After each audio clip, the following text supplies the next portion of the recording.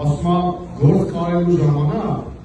շատ կարևոր է, որ վերջում ինքդ քո վրա դուրս չգաս։ Այսինքն Նիկոլ, դրանց որ հանրություն ես տալու, այնպես կարա որ վերջում չպարզվի, որ համայնքի, գյուղի, քաղաքի թալանչիներն եք դուք, ջուջը լափողներ եք դուք, հողեր ծախողներ եք դուք, շինթույթություններից ալկատներ ստացողներն եք դուք,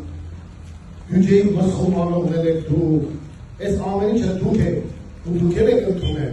նա տանչունիկի դրել էիք քաղաքապետ, հետո ասեցիք, վայ ոնց է կոռումպացված է, եկեք անենք, բայց պատճառը կոռուպցիան չէ, երկու պատճառ կարա լինի, Նիկոլի մոտ երկու պատճառով են մարդիկ զրկվում իրենց պաշտոններից, կամ այդ կոռուպցիոն թալանչիական համակարգից փայլ չի հասնում, օրինակ Աննա Հակոբյանի գլխավորած հիմնադրամները, կամ էլ ինչ-որ քաղաքական ոչ լոյալ, ոչ ցանկալի դիրքորոշում են ունենում։ Ուրիշ երրորդ պատճառ չկա, ուզում ես երկիրը հանձնի, թարանի, Թուրքիա առաջ պարարի,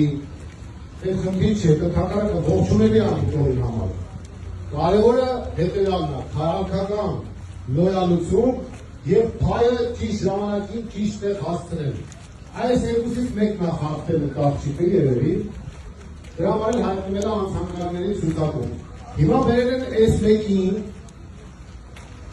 ու դատելով ամենից ինքը ամեն ինչ ժամանակին տեղ է հասցնում,